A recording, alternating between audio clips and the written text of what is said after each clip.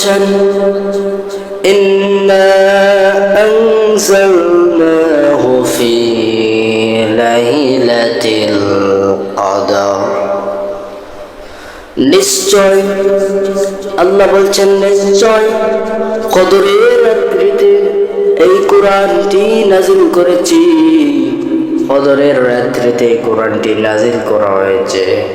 ওমা আদরাকা মা লাইলাতুল কদর। হে নবী, কদরের রাত কি জানো? হে নবী, কদরের রাত কি জানো? লাইলাতুল কদরি খায়রুম মিন আলফি শাহর। এই লাইলাতুল কদরটি 1000 মাস থেকে উত্তম ঘোষণা করা হয়েছে। মানে ইসরায়েলের এক মুজাহিদ 83,400 মাস যুদ্ধ করেছে একাধার। বনি ইসরায়েলের এক মুজাহিদ 83,000 বছর এরকম 400 মাস একাধিক ভাবে যুদ্ধ করেছে।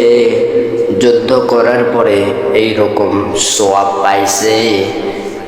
আর নবী বলছেন, আমার উম্মতেরা এইরকম কদরের রাত যদি পেয়ে যায়, আমার উম্মতরা যদি কদরের রাত যদি পেয়ে যায়, আর সেই রাত্রিতে যদি ইবাদতে কাটা দিতে পারে, ওদের আর জীবনের লাইফে আর কিছু লাগে না।